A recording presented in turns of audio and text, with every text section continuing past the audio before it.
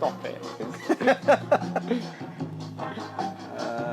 Right, this is what I was saying. I need to remember what I'm doing Once here. in a while, I can just go.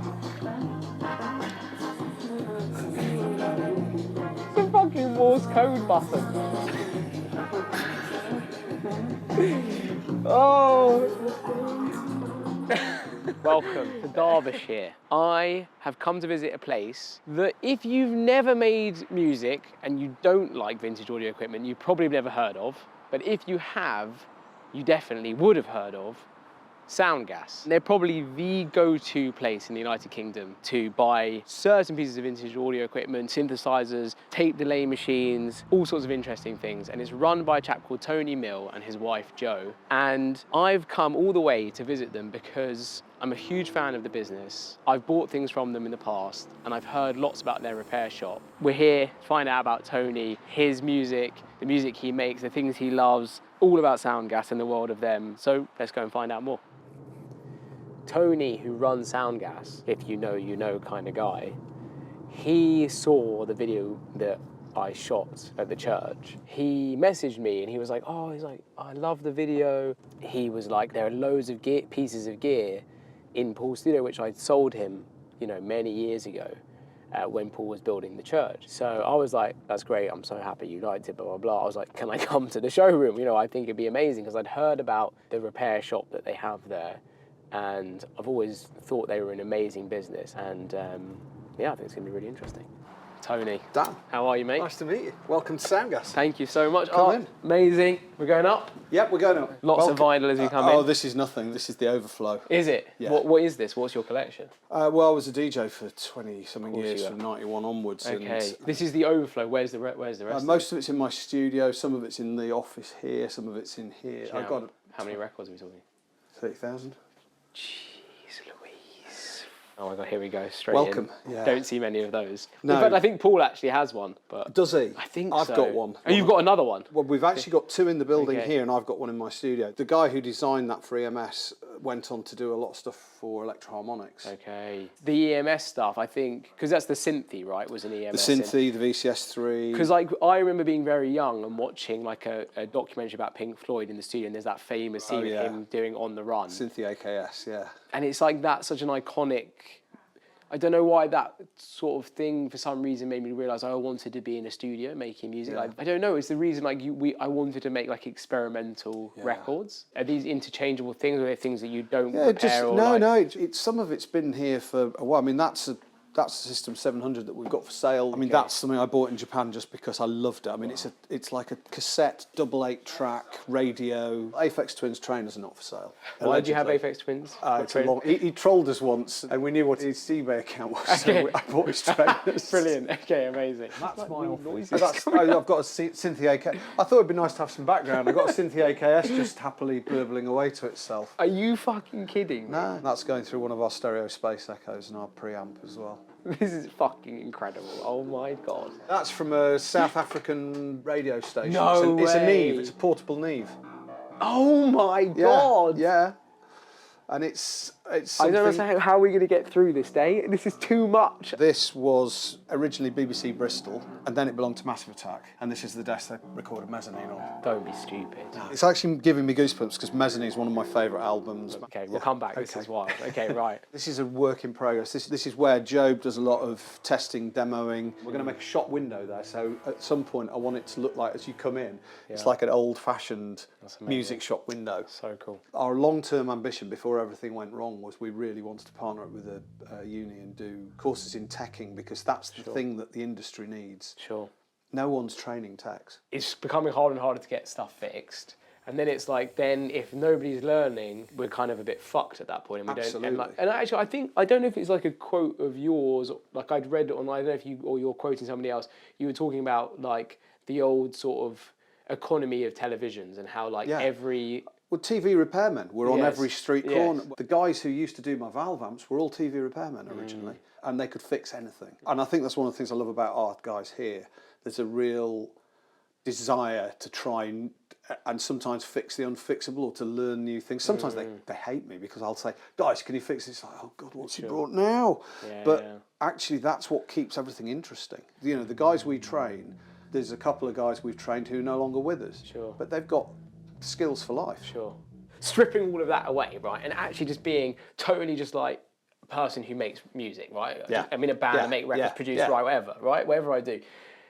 The thing is, even if I'm just, and I often do think commercially for my sins, by the way. No, well, you've got to eat. Yeah, of course. But I tell you what, the records that I see connecting, I think, as far as I can tell, I mean, I could be wrong, the ones I really see like making a difference are actually people who are making it with these kind of philosophical mindsets. They're using gear like this. Like, you've got a thing there like the Fontaines DC, you know. Yeah. It's like, there's a reason that record is the biggest indie record of the year, because you know, it's them, not us. I mean, but it is. But the ethos behind it, it's like, you know, James Ford is behind it, and it's like, you know, they care about the equipment they're using. They do, and for me, most music that really connects with me, there's a visceral thing about like Fontaines. I went to see them for the first time, not as a fan. I went to see them because they were, you know, Carlos was using our pedal and very kindly said, "Come and see us." And the guys were like, they were fans. I was like, and we were blown away, absolutely blown away. That pedal. I just saw it. Well, that's various incarnations of it. It's a SoundGas product. One was used by Lee Scratch Perry at Black Ark, and it's like a cornerstone of the dub sound. Yes. For me, it's the closest I get. I mean, I never get close to Hendrix, but it's the closest. There's something about that richness of tone. So interesting. For somebody who, like, from the outside looking in and you don't know anything about it, and you just say, there's something about what you do that has this kind of like, I don't know, probably whether it obviously is intentional. It's like it's not intentional. No, I think it's kind of accidental. It's accidental. It's like music. It's like the good things happen accidentally. Sure, but it's born out of like the love of these things. Yes, it's like it's all born from a passion for music and sound. But it is, you know, it's happy accidents. I'll show you this workshop next. Sure, yeah, this is the nerve centre of everything, and Space Echo actually should be on because this is soak testing, where it's very important when you service something or modify it or even make it, switch it on, run it for a good period of time, because components, particularly new components, are more likely to fail in the first week or two than you know, if it runs fine for a week, it's probably going to be all right. Okay. The Shells of Doom. Oh my God. Why are they called the Shells of Doom?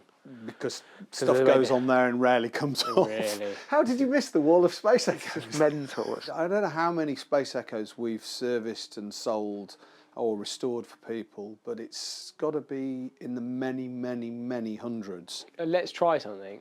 Okay. We'll see how you do. It's going to be hard because I'm an idiot. That's all right. I'm an idiot as well. Can you explain to me in a layman's way what tape delay is? Like, how does it work? So this is a machine that's been taken apart, and you can see 5 heads. There's usually a tape tray here where the tape spools around. Sure. Erase head, which is variable, so you can either erase all the signal or just partially. So if you only use a little bit of the erase head, it lets more of the signal through, so you get feedback. Then you've got a record head, which records the sound, and then 3 playback heads, which play the sound back. And because of their spacing, you get different lengths of repeats from each one. And with a variable motor, you can get different lengths of echoes, and then the head combinations switches between different patterns, either a single 1, 2 or 3, or combinations of them. So the sound goes round on the tape, and there's your intensity control.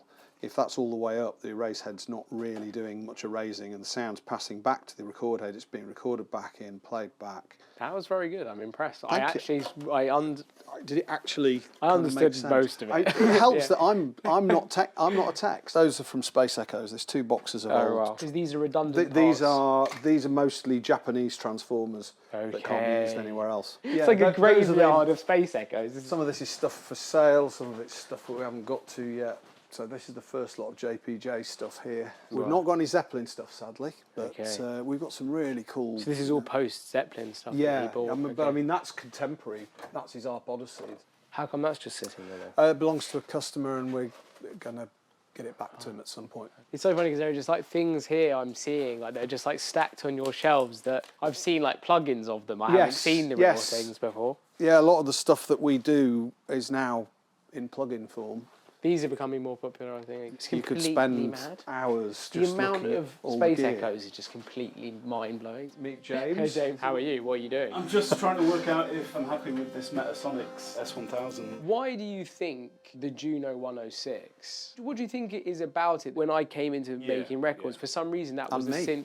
Really, it was Yeah. like, For everybody. yeah, but why? I mean, it offers you everything. I mean, it's got the instant patch recalls, it's got Yeah. hands-on, it's got keys, it's got a display. You can play more than one note at once, You can which play made what it is made it polyphonic. unique in our studio. Yeah, and there's just so many different reasons, but it's the simplicity of the sound, but it's also deceptively simple because you can get a wide variety of tones out of something which is quite simple. Hello, hello. Hi all. How is it having this much gear in your life all the time? Are you? Oh my goodness. Are you like this is like? You're not I don't mean to like haven't even play seen into it like all. old like stereotypes, but like this is like the Wait, most wait. ridiculous thing ever. And let's say I've grown to appreciate You have, it. you have. Do you get a kick out of buying things cheaply and selling them? I'll tell you what I get a kick out. I get a kick out of people getting something from us and going, "Oh, I've just got this thing from you, and I'm done." And it's on you know, like Noel Gallagher on that on the published song.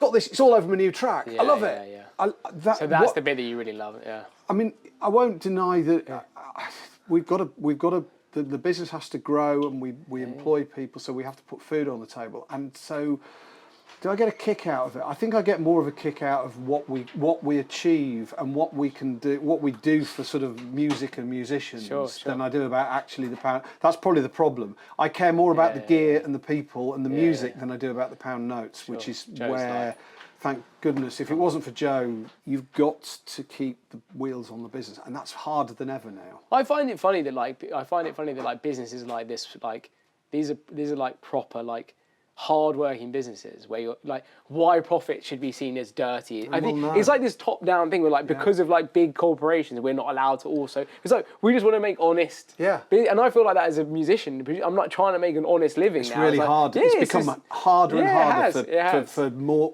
ordinary people to make a living out of what they. Yeah. What But they it's do. amazing. I think that's why it's so amazing to see what you do here. Obviously, this is a familiar sight to me. Yeah, But there's two of them on Yes. top of each other. yeah.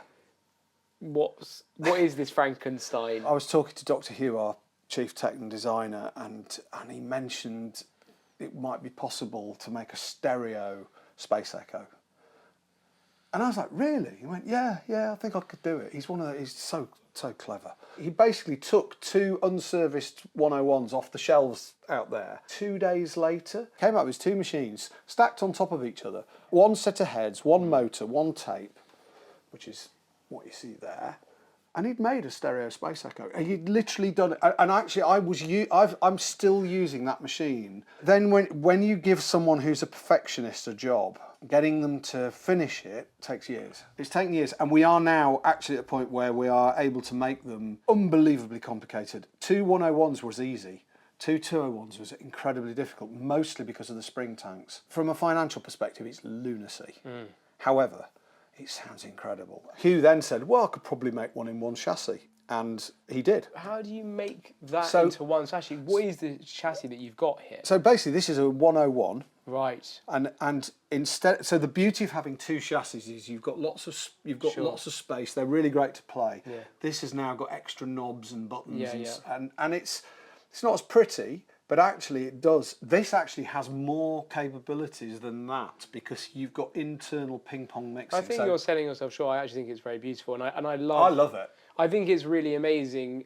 I love the kind of the dials in the middle of the writing. I think. This, for me, of the two machines, this is the better machine. Sure. It's just Can we hear it? Yeah, of course. Okay. But this is going into this, or is going to this one now? It's going to this one. Okay. So what we've got is a mono signal out of the AKS into this. That's your dry signal out of the AKS, and then that's speed control. It's bananas, mate.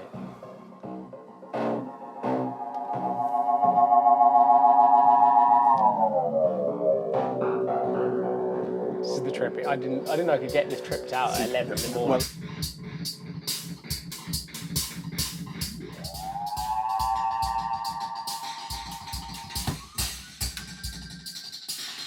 Well, This is my sort of studio at work, but to really show you what these things do, Yes. I think the best thing to do is go to my studio because I'm better set up. We're still in the middle of refurbing the desk, so Yeah. let's head to my studio Okay, and I'll show incredible. show you these things in action. Okay, brilliant. Can't wait. My mum, Anne. Hello. This is Dan. How are you, Anne? How That's are Biggles. you? Oh, I love Biggles. You've just I'm cleared really away, good. cleared some space What are you for us. doing? I have like you? all the lettuces are looking very beautiful. They are very good. If Yeah. you like some, you're welcome. Yes. Don't too quickly. How did you grow any strawberries this year? Oh, the strawberries. Were they good? They were enormous. I've never Re- had such big strawberries. Really? Yes. I swear to God, I didn't get a single strawberry. What? It's the first time I thought you were going to validate what my lack of no, strawberries. no. It was a bumper crop. It was. I'm devastated, and I need some lessons after I get some lessons in I how to- lost all my berry crop. Let's go, Anne. Right, welcome to Thank you, Anne. welcome to the hidden gem. This used to be the SoundGas office years ago. It became a storeroom, and then in COVID, I moved in again. And this is where you were asking where the rest of my records were. Well, they're in here. Tony, this is completely mad. Yeah, there is a certain insanity about it, but it's my own kind of. It's my happy place. Pair of Grampian 636s. That's the start. That's what started it all. Okay. These are just. Oh, the Neutron biface. This is yeah, incredible. Bit of a classic. Yeah, these are Again, a dub staple. Yeah, these are just incredible. Like, Yeah. but to see them all these different pieces in one place is kind of wild. Yeah. Is that the mini pop? Yes, that's the mini pops. Well spotted. What was the Baldwin Fun Machine? Well, it's a sort of combined organ and rhythm machine, Right. but it's just bonkers. Very Damon. Queens of Albarn. the Stone. Yes, He would Queens of the love Stone this, yeah. Age used one. Okay. And most importantly, why do you have a Morse code button? So basically, your Spring snare, reverb. plays, you hit that, it goes smash. and then Oh you my take God! it Okay, I again. can't wait. So That's cool. incredible. So where did the dub obsession come from? Came from the punk era, the Clash. So my love of tape echo Yeah. comes from Bela Lugosi's Dead by Bauhaus. There'll be a 12-inch of Really? it somewhere. My mentors managed Bauhaus. Oh, really? Yeah, a guy called Ray Coffin managed Bauhaus and Love and Rockets. My Yeah. favourite tape echo is this, the HH slider echo. And that's what Daniel Ash used on the intro to Bela Lugosi. Really? So Wow. The thing that most people my age will probably see, there's one thing missing in this studio. I can't see it anywhere. Oh, computer. Yeah. Yeah. There's no monitor. There's a laptop under there. Okay, fine. There's a laptop. And that, do you record onto your laptop? I both record on and off that laptop. So this is an old desk that has Firewire, so I have to use an old Mac to use that. Yeah. You prefer not having a monitor to look at. Yeah. It's like that thing of you wouldn't want to play guitar and write a song looking at a computer screen.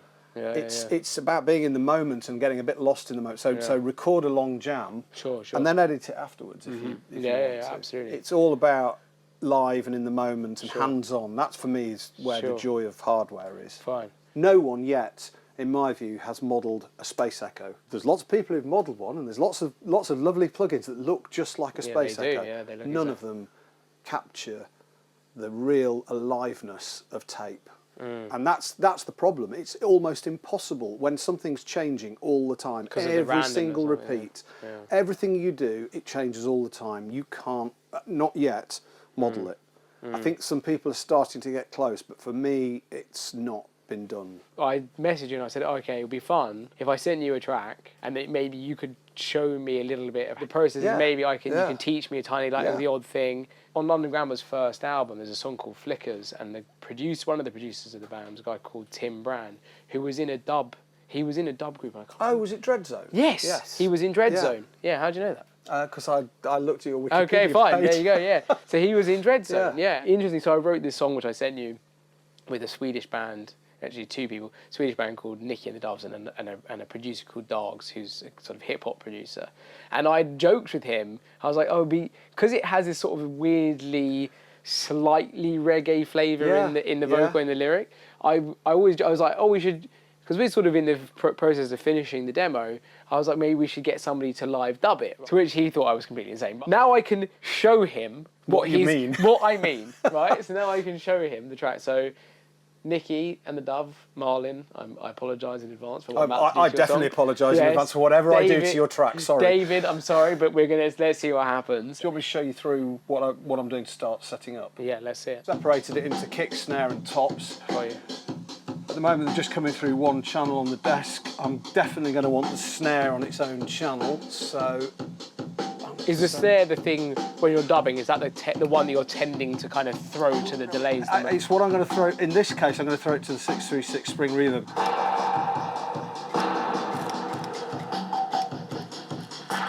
This is incredible. It's going into the spring reverb. Yeah. And giving you that. And was this affecting just that signal? That's the send into the spring reverb. So.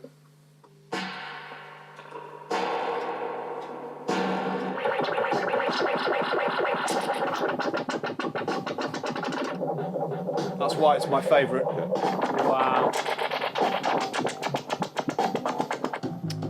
Tony.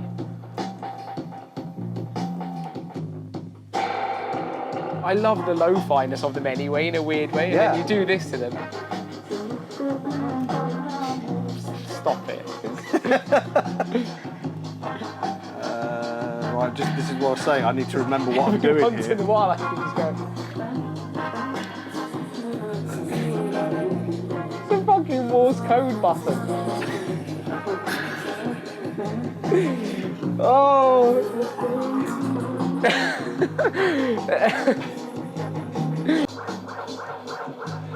And the thing about really getting it dubbed right is to listen and leave space. Yes, it's all yes. about creating. And often when I'm dub mixing a track, like that rock track I sent you, I slowed the BPM down by about 20 BPM. Really, because okay. to allow the space for this stuff to breathe. Because I suppose the genius really is if you get that one moment on the right word with the vocal, for example, you get that one word. Yeah. Well, you know when you hit it, and you're just like, oh, that was good. Yeah. I do get very excited. Sure. Show me like the capabilities, like when you're sound designing with the Space Echo, right? Like especially with the stereo one. Yeah. Show me like. What are you doing? I want to kind of see how you're doing it. My favourite thing is switching between fast and slow. Slow speed, it's really low fidelity. Oh. Faster.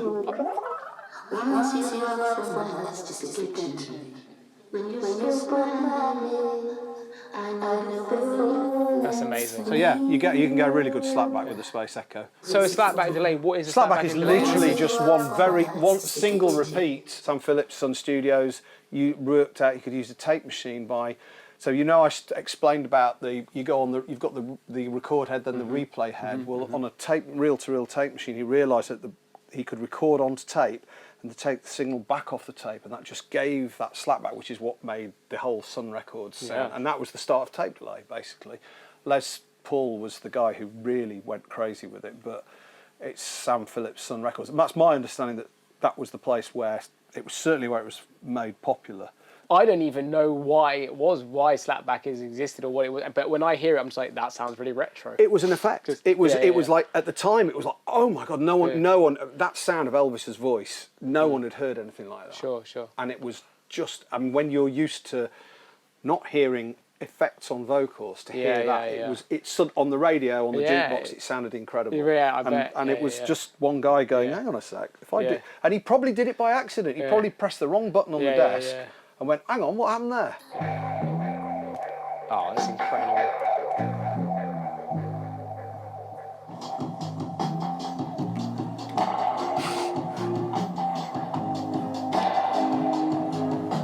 Oh, yeah.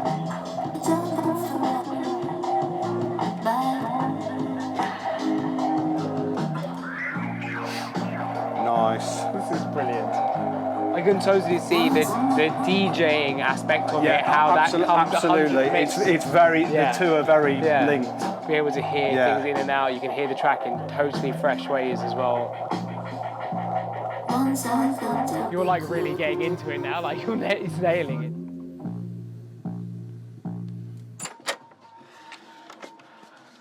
Blimey. I think Tony's going to be there till midnight, to be honest with you. What a day. Dub remixes in potting sheds in Derbyshire next to English countryside gardens. Bizarre, but incredible. And I think it goes to show, like, I thought I was going to meet some people who ran a vintage audio equipment store, and it is incredible for that, and they are incredible at doing that side of the business, but underneath it is this passion for music and for old things and antiquities and rare pieces, and you know, what an amazing experience to like learn about why they do it and why these kind of things mean so much to him, and the people and the artists and producers that buy the pieces. And if nothing else, I've learned a lot about delay. So, yep, hope you enjoyed it. See you next time.